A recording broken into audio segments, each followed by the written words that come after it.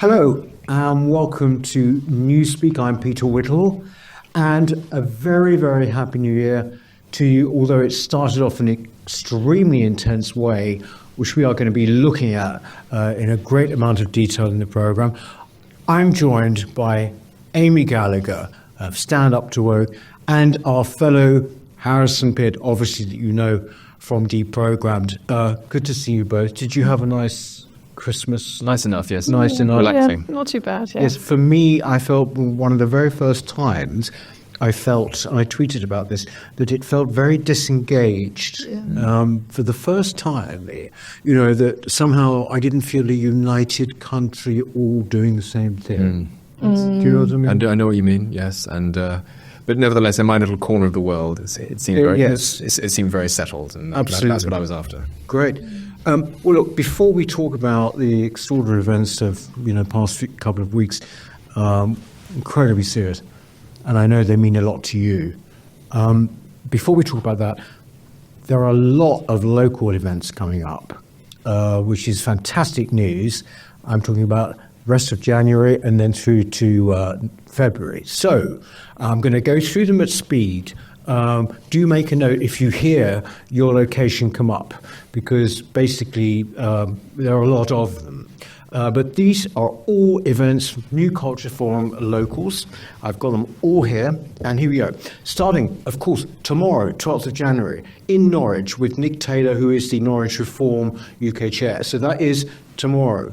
Then on Tuesday the 14th in Brighton, Saturday the 18th in London, West London, Sunday the 19th, Carlisle, and then on Tuesday the 21st of January in Salisbury with Byron Logue, who is the Salisbury Reform chairman, so a lot of reform.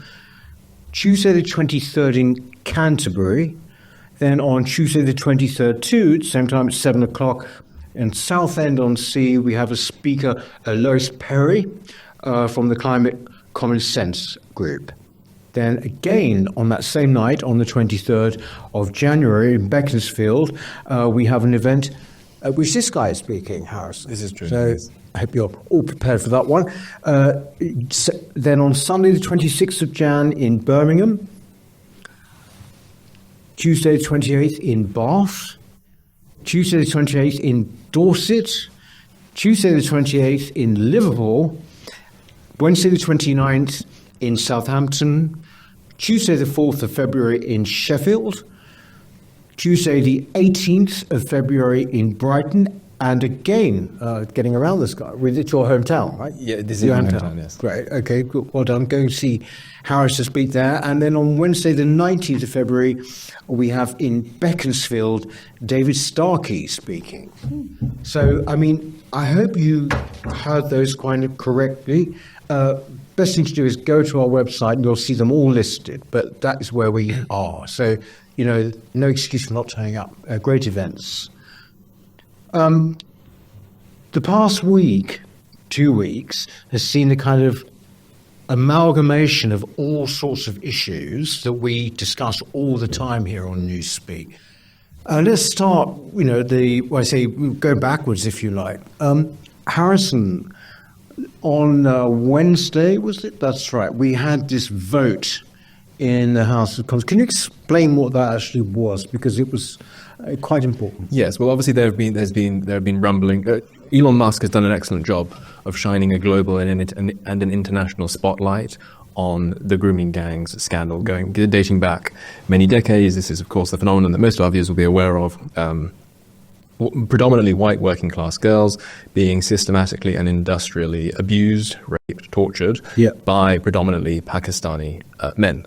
And the transcripts resurfaced over the hinge between Christmas and New Year. Many Americans were completely shocked by this. It was and understandably, I mean, as I've said, I think I've said this one or two times before, but there's a sense in which if you could be forgiven for imagining that this was invented by the by the most sort of thoroughgoing racists with the most feverish imagination possible, like in the same way that Julius Streicher, the editor of Der Stürmer, when the Nazis were in charge of Germany, would sort of come up with these sensationalist stories about about German women being raped en masse by Jewish gangs, all that sort of thing. It just sounds like it comes out of the imagination of a psychotic like Julius Streicher, but it is all true, it is all verifiable. And this shocked the Americans and rightly shone a spotlight on the issue in Britain. So there was more and more pressure for there to be not just these sort of local ragtag investigations into what went on, who was accountable, who was complicit, and local government and all that sort of thing, but a definitive, comprehensive national investigation into the whole affair.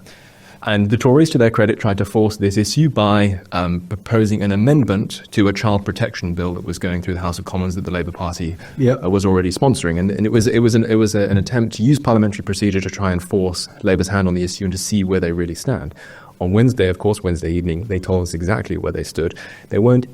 Keir Starmer made it, as I understand, he made it a sort of a fully whipped question, so that anyone who voted against the government would basically have to leave the Labour Party. And not a single Labour MP voted in favour of there being a national investigation into this long-standing heinous scandal. And I think that to that extent, it's been a very clarifying, if depressing, few days. What was it? It was like some crazy figures, wasn't it? Like 370 or something voting no, and then only 111 voting for. Reform all voted for it, didn't they? But a certain amount of people abstained. I think the Lib Dems abstained. Who gives a damn what they do anyway, really? But so basically, that put the tin lid on what has been so far, an extraordinary couple of weeks. Amy, were you surprised by the result of this vote at all? No, I wasn't surprised. I mean, my opinion of this inquiry has kind of been changing over the last kind of couple of weeks. I mean, initially when it was said, there should be an inquiry, I just thought, I had the kind of COVID inquiry in my mind, and I just thought, not another inquiry, they don't do anything. All that we got from that was that, Dominic Cummings swore on WhatsApp messages and it became very silly and it didn't do what we wanted it to do. So I was just thinking, we don't need another talking shop, we need action. We need kind of urgent action because this is still going on. It's not just historical. But then I've listened to very impassioned arguments about it. Charlie Peters and other people saying that we did have a report, the J report, but it didn't look into this specific area of Pakistani men, the racial element of it. It didn't look at all of the towns, as over 50 towns where this has been happening. So I kind of thought, well, maybe, and the victims has also been calling for inquiry. So I thought, well, maybe it is a good thing, and it will keep this issue in the news. It will mean that it keeps it in people's consciousnesses. So I thought maybe it would be a good thing. I mean, it doesn't surprise me that Labour all voted in this way.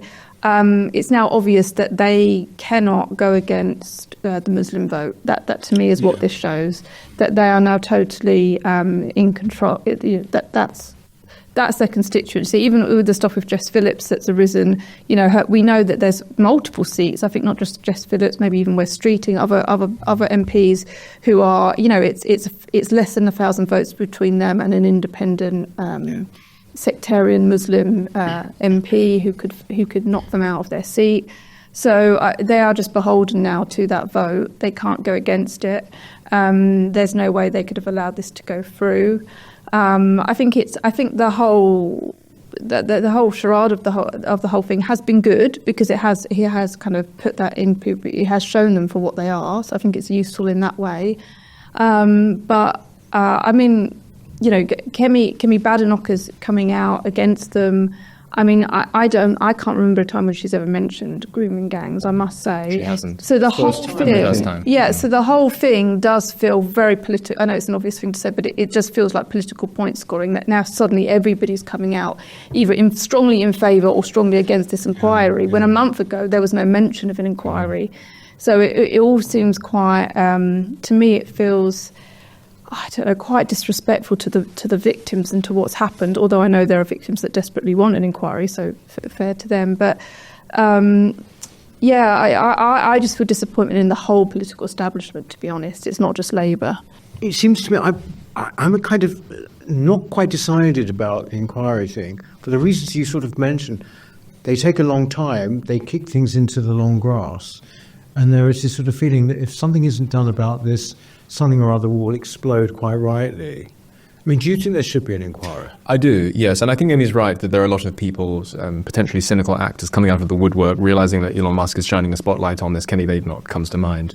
When I say that she has never spoken about grooming gangs, she may have done elsewhere for all I know, but Connor Tomlinson, my co-host at the program, had the due diligence to scour through her Hansard record, and there was not a single reference to it. And Reform have been making some political capital out of that. So of course, when there's global attention on something, well, especially when there's national attention, even more so when there's global attention, potentially money to be won from Elon Musk, who seems very interested in what's going on in these islands. What could be a noble cause becomes a little bit more, an object of cynicism. However, having said that, I think there definitely should be.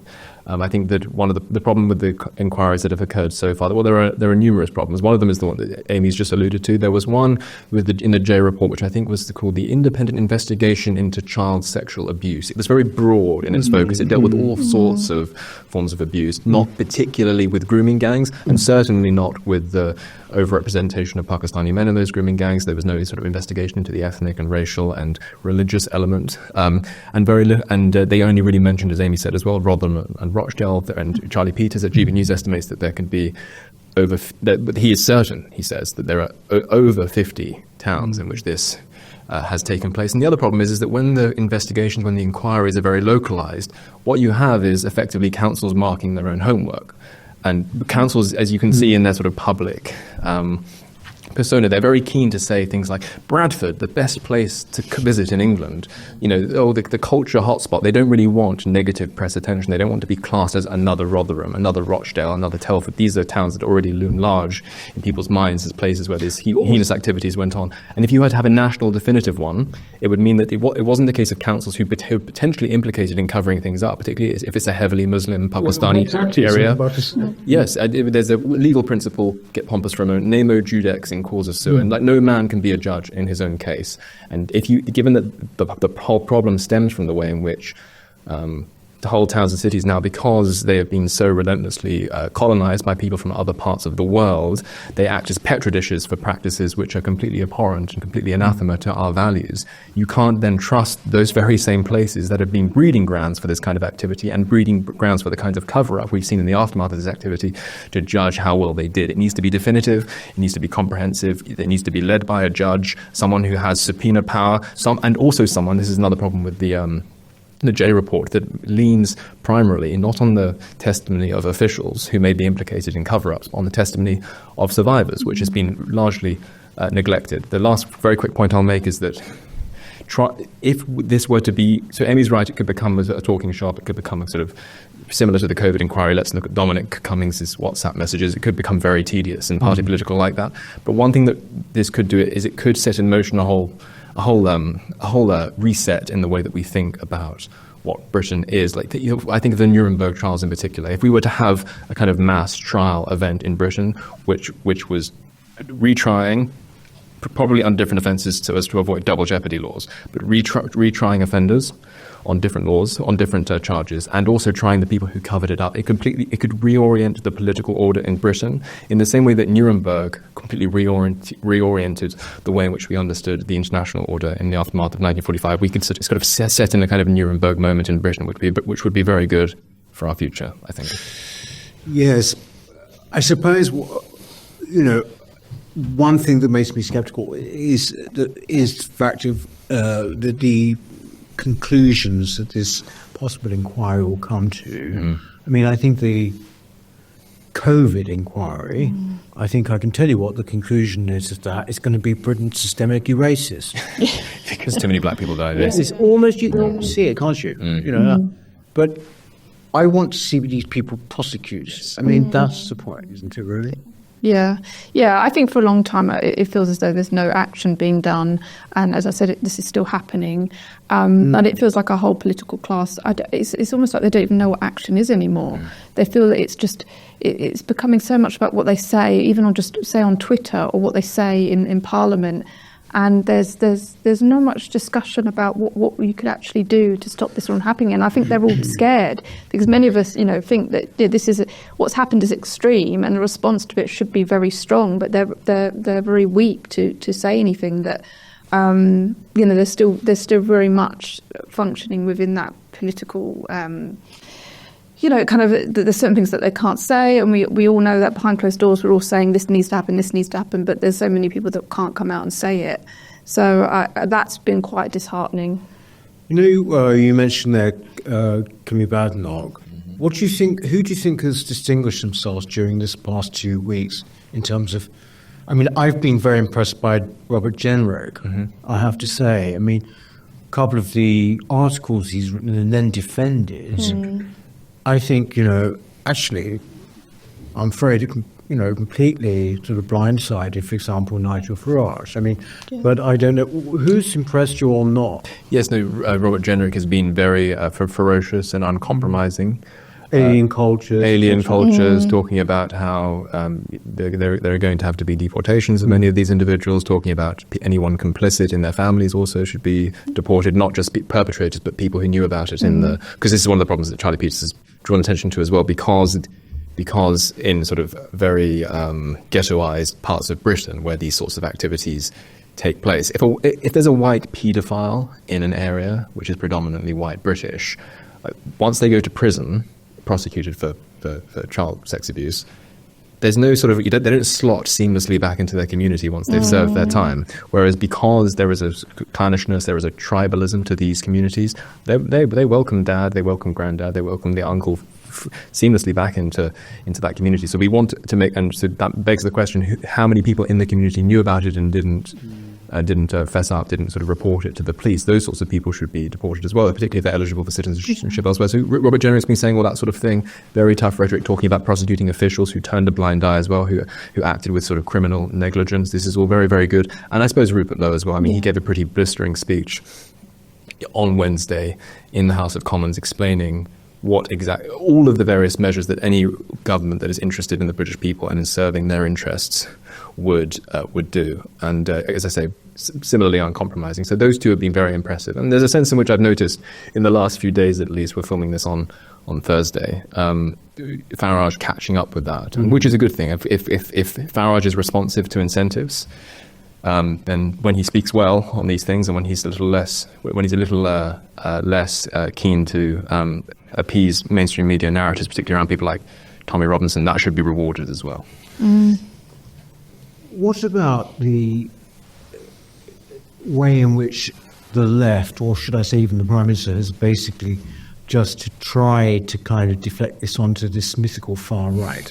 Yeah, I mean, it was so disheartening. It was, I was sort of holding out maybe they would come out with some kind of appropriate response, I thought they can't say far right again because he knows how badly that went down in relation to the riots.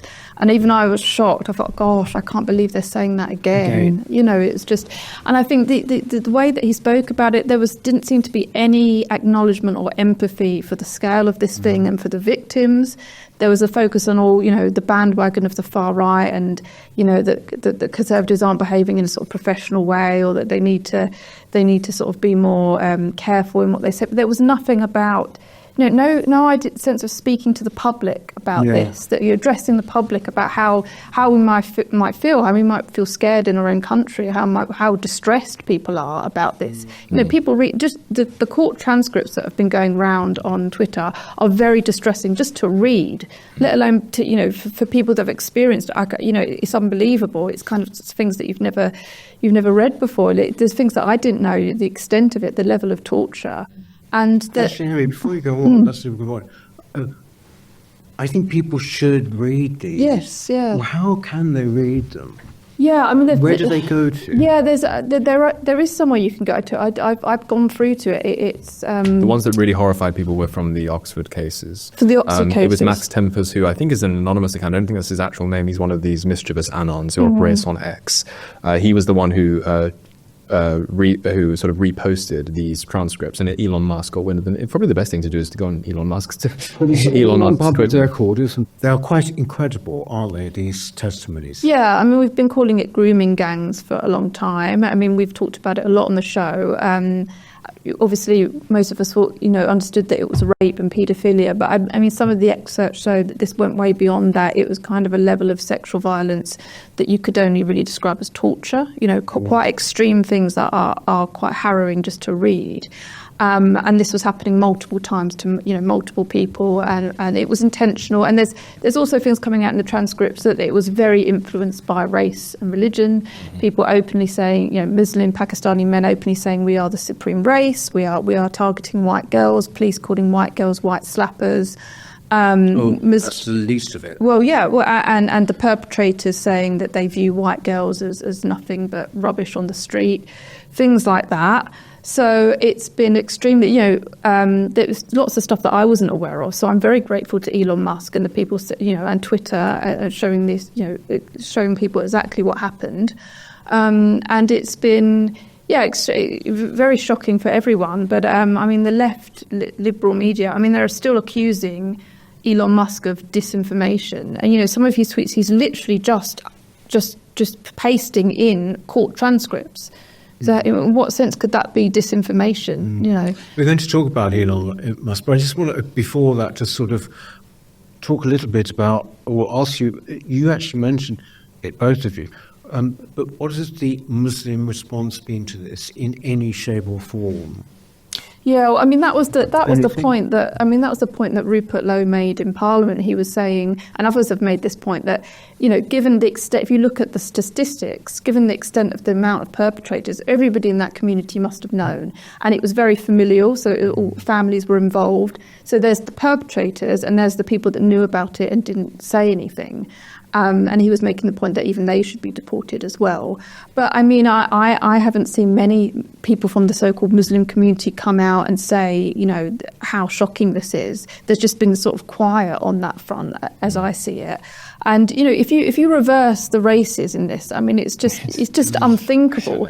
If you imagine that a whole racial community, like the whole of the black community, were being targeted by, let's say, white people, being openly racist about them, targeting them, putting them through the most extreme acts of torture, you would see the word race and racism in the newspapers every single day. Everybody would be coming out to say, this doesn't represent me. It's nothing to do with my community. But we haven't seen that response at all. It's just been. It's just very astonishing that hasn't happened. Yeah. I was just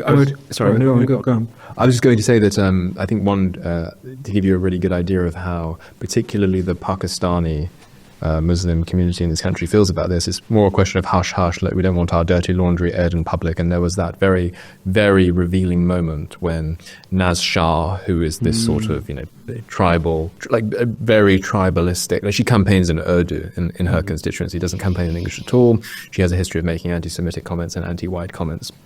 And she basically she retweeted an Owen Jones parody account, not realizing that it was actually a parody account and not Owen Jones's actual Twitter accounts from 3 or 4 years ago, where this parody account said those white girls should just shut up for the sake of diversity. I think this gives you a very good idea of how they really feel about this. Of course, that there will be some individuals who put the universal moral principle, innocent girls should not be raped and tortured, before community interest. But for a lot of them, their understanding of morality is purely an outgrowth of whatever they perceive to benefit their little ethnic group. See, that's appalling, and there's been this lack of response narrative. But when I look at the people who are the kind of most dangerous, are what I call the gatekeepers, the people who say, but the majority of paedophile activity is white, things like that, totally missing the point. Actually, it's also not true, and says if you're talking about gang sexual activity like this, then Pakistani Muslims are way up there. Yeah, there's been people even on the conservative side saying, look, there are some paedophiles that are white, and look at this kind of, and it's not the same thing, because what we are talking about is something that is based on ethnic hatred. And that isn't the case when it's another group, the same group. There is something about this in terms of the perception of white girls and the way they dress and their culture and everything, that there was a hatred, that these men were being indoctrinated to hate white girls and see them as what you can do whatever you want with. They were fair game. That there's something about that is not, present in other forms of sexual abuse or paedophilia. This was something that was systemic. It's systemic racism on a huge scale, and that's the thing that people want looked into. And it was kind of the most extreme form of racial hatred that I think we've seen in modern times, and that's the point of this story. So saying okay, well, there are some white paedophiles. I don't. To me, I mean, it's like if you had it the other way around, everybody would turn on those people. If you say, well, there is one black paedophile, and you knew that there was kind of systemic racism from white people towards black people. I mean, it wouldn't be allowed. Well, I think go further than that. I mean, if you just think of Stephen Lawrence, yes, people are still being beaten with a stick about that. Yes. I mean, like, what is it, 30 years? And Metropolitan Police has reoriented its entire mission on the basis of that one event. How many councils, how many local police forces, how many politicians have completely reoriented their understanding of Britain and this idea that the state has a special responsibility to preserve good community race relations, and the idea that, well, in practice, of course, that means hushing up. Because, of course, the quick point is this Tom Holland, who has written some good books about history, and I don't want to attack him too thoroughly, but he said this, well, one thing we need to understand here is that the people who acted in this way were driven by noble motives, and that might be the most harrowing thing of all. He's basically saying, and he developed his argument on X a week or so ago, he said that, well, it is the job of the state to preserve good community race relations. Firstly, I actually don't think that's true. I think that the primary duty of the state is to enforce the law and to administer justice. And keep people secure. And to keep people secure without fear or favour. And if that risks upsetting race relations, then never mind. But even if you think it is the job of the state to act as this kind of managerial arbiter between different community groups, surely they should do that impartially as well. And in Amy's case, if this was happening in reverse, I can assure you that in the name of preserving good community race relations, the police would not have gone, well, social cohesion means that we must hush up the fact that white paedophile gangs have been systematically raping Pakistani girls. They would have sided with the Pakistanis there. So behind that sort of weasel word of preserving good community race relations, in practice there is a very anti-white impetus. So that is worth mentioning as well. I think, though, at this point about the anti-white sort of racial aspect of it, I think Genrick actually did point this out too. Yes, and Farah. Biggest racially aggravated. This goes to the heart of the whole thing, as you said. That it's not just that, this shows that multiculturalism doesn't really work, which it does, but also that actually it's been turned completely against us. I mean, in every single way. Yeah, the real racism is actually coming from another group. Yeah, I mean, it shows that all the terms that we hear from the woke left over the last several decades, systemic racism, institutional racism, racist abuse, all of these things which are used to describe pretty much anything. I mean, anything from a kind of a look or the wrong word or kind of, nonsense that we would say, well, that's not really racism. That has been happening. We are a systemically racist country towards white people. That's what this shows, and on an extreme, large-scale, mass way, in the most extreme way. And this is all. I mean, I can't imagine what it is like for these girls or people who, know them, their friends, their family, to be growing up in a culture where all the schools and all the institutions tell them that they're privileged, that they can't experience racism because they're white, that they need to be aware of their whiteness, that anti-racism, critical race theory, all of these things teach them that they need to be understanding and tolerant of ethnic minorities. So that's the culture we're living in, and to be targeted for the most extreme abuse because of your race, because you're white, and at the same time being told that by the culture, to me it's like a kind of psychological.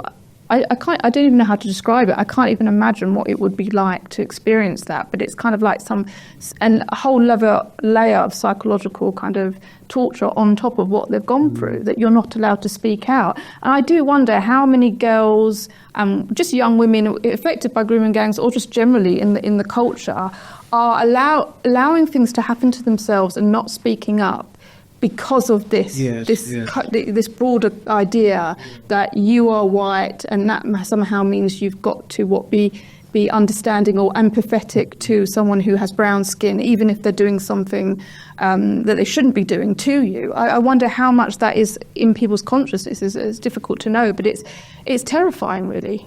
I think probably that, rather, if you say maybe extreme example, But there are examples of it across Europe, and people actually sort of almost blaming themselves for being raped. Yes. You know, I mean, there have been this. There was one in Sweden. It was a guy actually who sort of somehow put the fate of his attacker above his own sort of well-being. Because his attacker was about to be deported. Extraordinary.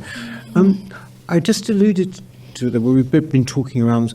I'm trying to work out how we make people understand the sheer enormity of this. I mean, you might say, well, is it our job? But I sort of think it is our job. I'm still struck, tell me if you are, how there is this kind of divide between the likes of us, and for that matter, Twitter, and obviously all of the politicians we've been discussing, and the general public. Are they now aware? Do you think they are now aware? Not a stupid question, actually, because when you look at what's on the news, it's already fires in Los Angeles, things like this. Do you think people are, the pennies dropped? I think it's gradually dawning on people, but I think that you're right that we should be on guard against inhabiting our own little echo chamber. Not to say that our echo chamber is sort of has a kind of psychotic effect on how we view the world. We think we're right, and we're confident that we're right, and that we can bring the evidence to bear to show that we're right. But it's important that we understand, particularly now that Twitter, X today, codes more right-wing as an outfit than it codes left-wing, which of course used to be the case. It's important that we don't consider Twitter in the same way that the left considered Twitter, where when they controlled it, they sort of thought Twitter was real life. Twitter is not real life, and Elon Musk taking possession of it doesn't make it any more real life than it was when it was owned by Jack Dorsey. However, I do think that one of the good things that Twitter can do, and Elon Musk owning it in particular can do, and I'm sure we'll probably get to this soon as well, is that when the sort of debates and the sort of concerns and the sort of issues that are very live on X do burst out into more mainstream forms of media, then it can be very effective at educating the public. And so this is what we've seen recently, of course.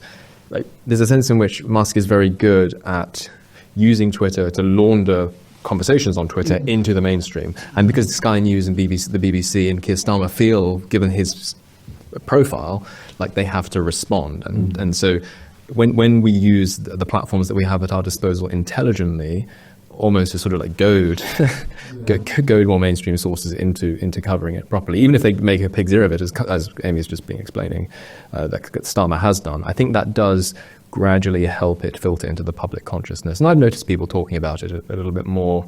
Do you hear people talking about in my totally? Yeah, I feel like people who don't usually get that political with me are aware of what's going on, but it's nowhere near as salient in the public mind as it should be, because it's just absolutely horrifying. It should almost be sort of terrorizing everyone's consciousness. Well, no, this is what I feel. Yes. I just sort of feel that this is, thanks to, I would say, no, without any apology, thanks to Elon Musk, the whole thing's been blown right up internationally. So I don't know whether people have any idea what other countries are looking at when they look at us. And the saddest, I think it was Jordan Peterson, said sadly, we want you to recover. You've done wonderful things and everything, and what the hell do you think you're doing? I mean, basically driving yourself into the ground. Do you get the sense that people now know a bit more about this? Yeah, I mean, there's a Westminster poll that came out today showing that public opinion, that Reform and Reform Party and Labour Party sort of neck and neck in terms of polling. So there does seem to be people leaning more and more towards reform. I think their membership is now at 170,000. It's going up and up. I wonder how much that is being influenced by what's happening on Twitter and around the grooming gang scandal. It's hard to know.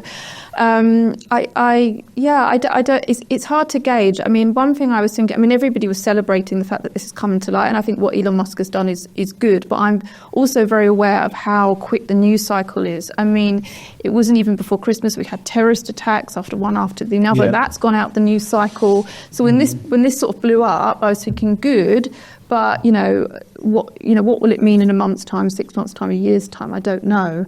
So I guess it's hard to know, and that's kind of why I thought actually an inquiry might be good, because it keeps it in the spotlight, which we need to do. If it started now. Yes, if it started now. So I don't know. I mean, the mainstream media, when you look at people like Alistair Campbell, Roy Stewart and Private Eye and just ITV and Channel 4 and those sorts of things, they are not talking about the grooming gangs or the excerpts that we're looking at. They're not talking about they're not talking about the fact that it is extreme torture that happened to girls. And you wonder, are they deliberately doing that? Do they just not know? Have they not seen it? Have they not looked at it?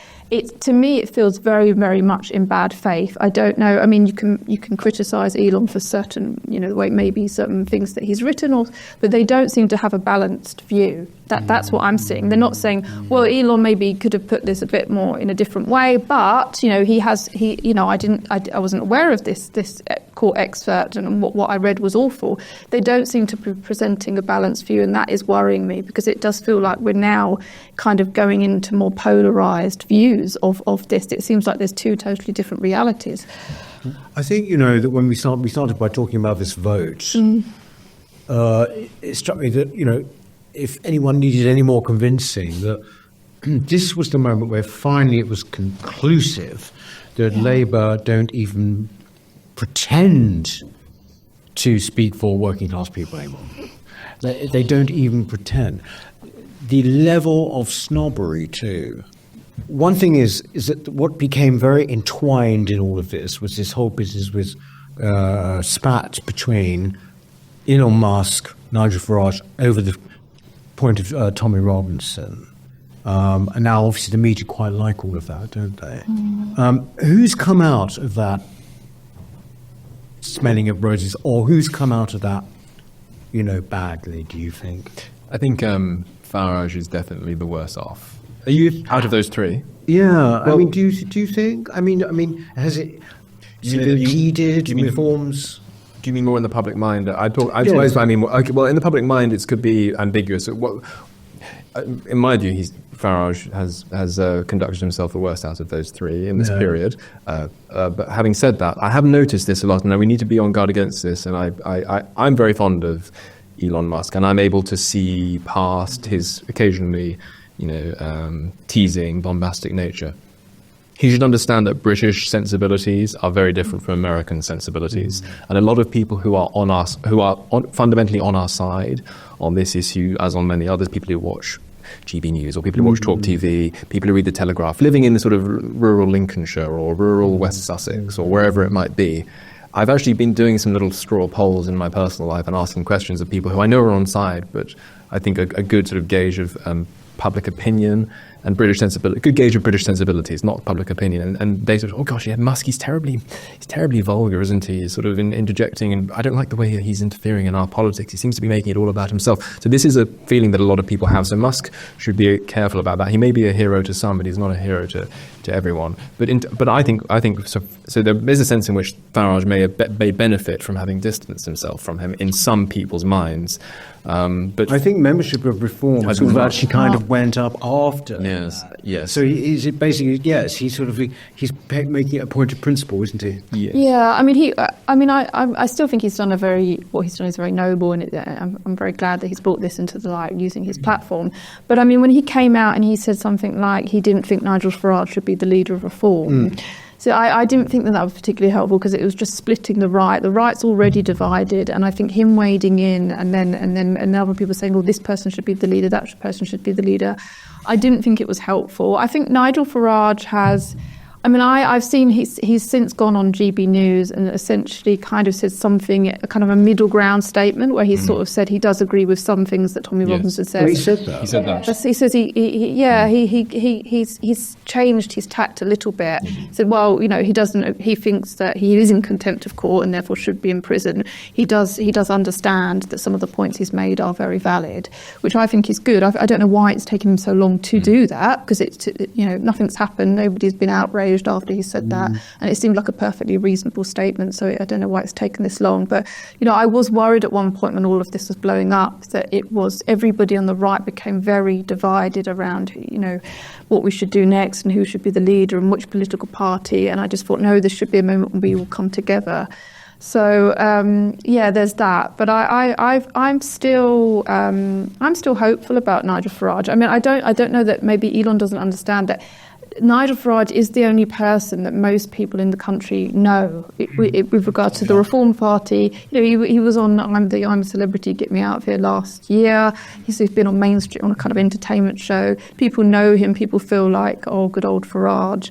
And they don't have that name recognition with other Reform MPs or even Tory MPs, actually. I imagine Nigel Farage is far more well known than Kemi Badenoch, in the public consciousness. One question. Yeah, so I think to just suddenly say, right, get rid of him, I think that is not helpful. That was my sort of odd, in some ways rather an odd reaction. He could have a lot more he could have said and said that. Yeah, I thought that I agree.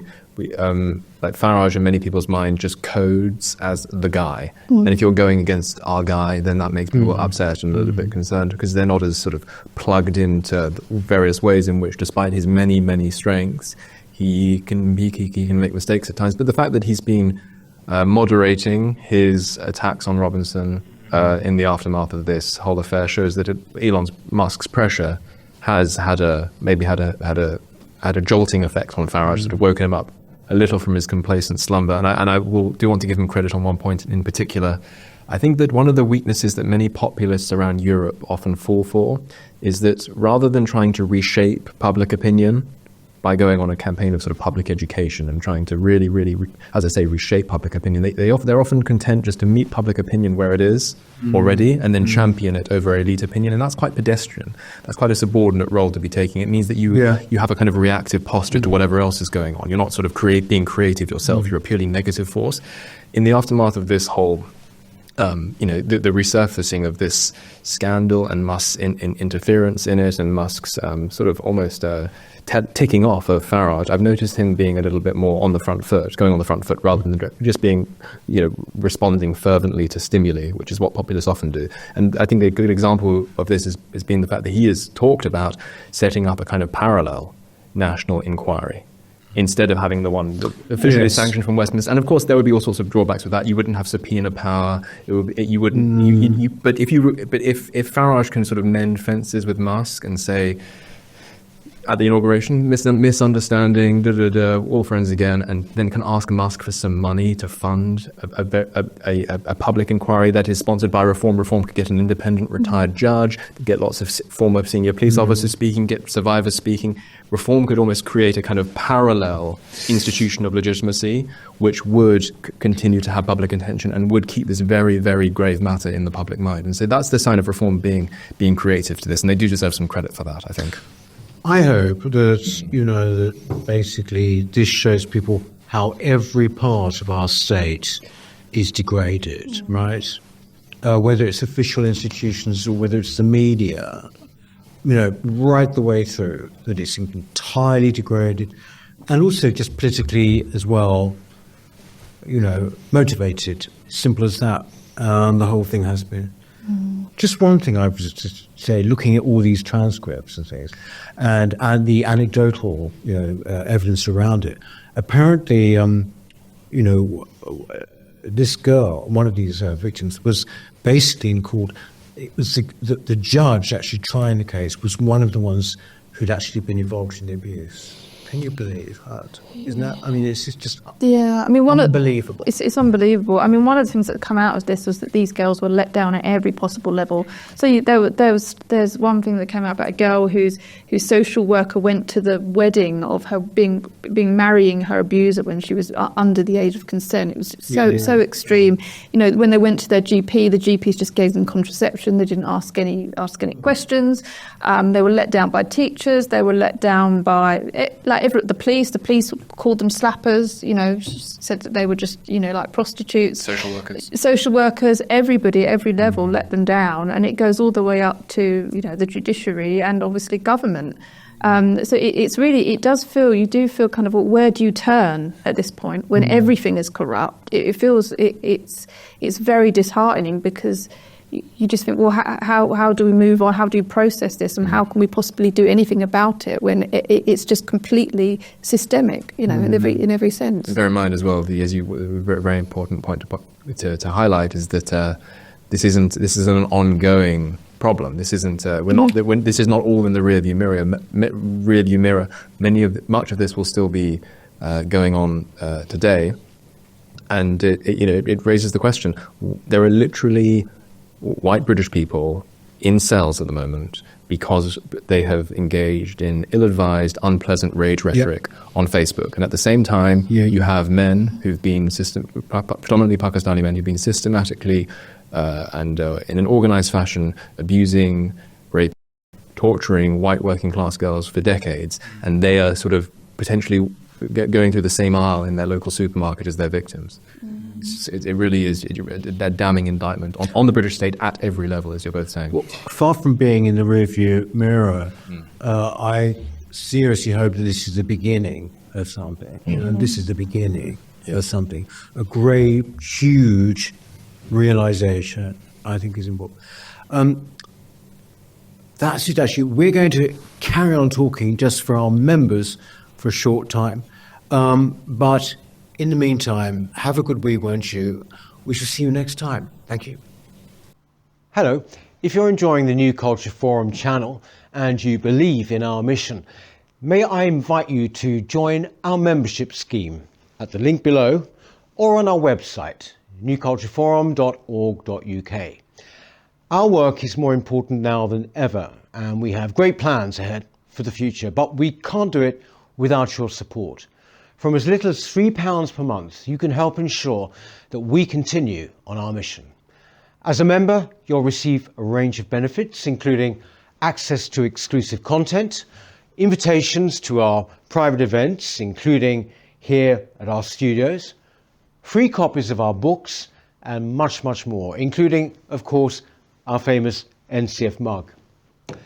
If you aren't able to become a member, then please help us by clicking this button and subscribing to our channel. It's completely free. Just remember to also click the bell icon so that you can get notifications when we post new videos. Thank you.